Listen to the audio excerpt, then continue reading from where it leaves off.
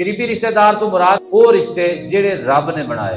बाद रिश्ते होंदे ने जिहड़े असीं आप बनाने आ। देखो ना, अल्लाह पाक ने दुनिया बनाई है ना, दुनिया दे विच इंसान बनाए ने, इंसानां विच एहसास बनाए ने, इंसान दे विच एहसास जज्बात रखे ने। बच्चा एक पैदा होया है लेकिन इतने रिश्ते वजूद विच आए। इहदा मतलब है ये अल्लाह पाक ने ये निजाम इसे वास्ते बनाया है ताकि ये रिश्ते वजूद विच आवन, रिश्तेदारियां वजूद विच आवन, एक सिस्टम जिहड़ा ना डेवलप होवे, एक मुआशरा बने, एक एहसास जज्बात दा एक तरीका बने। बंदा कलियां जिंदगी नहीं गुजार सकता। जिंदगी गुजारन वास्ते बंदे नूं दूजे दी लोड़ पैंदी है, मोहताजी पैंदी है। इसे वास्ते अल्लाह पाक ने इन्हां रिश्तियां नूं वजूद विच लिआंदा है। तो रिश्तियां दी किनियां किस्मां ने? दो।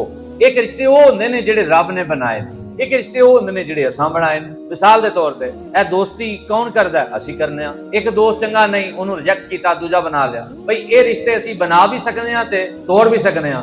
दूजे नंबर ते एक रिश्ता होंदा है ससुराली। ससुराली रिश्ता भी जिहड़ा उसी आप बनाने आ। भाई कोई रिश्ता ढूंढिया, पसंद आया कर लिया, नहीं पसंद आया ते वो साडे इख्तियार विच है ना। लेकिन जिहड़े रिश्ते रब ने बनाए ने वो तुहाडे इख्तियार च नहीं कि तुसी उहनूं तोड़ सको। वो वखरी गल है, तुसी चाचे नाल बोलदे नहीं हो, मामे नाल बोलदे नहीं हो, पुप्पी नाल तुहां बाईकाट कीते आ।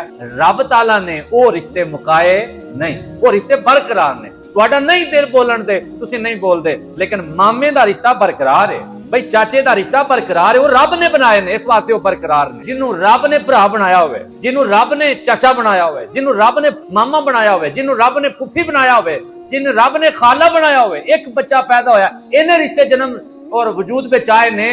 तो मैं दसना चाहना कि रिश्ता जिहड़ा नस्बी रिश्ता है, कुरान विच बार बार जगह ते अल्लाह पाक ने उहदी अहमियत नूं उजागर कीता है। फरमाया मापियां नाल भी उसने सलूक करया जे, ते जिहड़े इन्हां दे मापियां दे जिहड़े नाल इन्हां दे भरा ते भैणां ने, इह तेरे करीबी ने, इन्हां दा भी ध्यान करी, इन्हां नाल भी उसने सलूक करी। तो नतीजा की निकलिया कि जिहड़े रिश्ते रब ने बनाए ने उन्हां दा लिहाज करन दा हुक्म भी अल्लाह पाक ने दिता है। जिहड़े तुसां मैं बनाए ने भी एक पासे साडा बन ही नहीं आई इस घर, असीं तलाक दे के दूजी जगह शादी कर लैंदे आ, इह साडी वंड वेतर है। लेकिन चाचे नाल बाईकाट करन दी तैनूं इजाजत मां कह रही है, मामे घर तू नहीं जाना, मामे नूं मिलना तेरे वास्ते हराम है। शरीयत आंदी है हराम नहीं। असीं इन्हां रिश्तियां दी अहमियत खोंदे जा रहे हैं। कईयां बंदियां दी जुबानां चों मैं सुनिया अपनियां नालों पराए चंगे। ए गल्लां तुसां भी सुणियां होणियां, अपनियां नालों पराए चंगे। उहदी वजह है अपनियां ने चंगा नहीं वरतिया, कि जे उन्हां चंगा नहीं वरतिया ते शरीयत दा हुक्म है वे उन्हां माड़ा कीता, तू माड़ा नहीं कर सकदा उन्हां नाल। उन्हां अपना ज़मीर दा सौदा कीता, तू नहीं कर सकदा।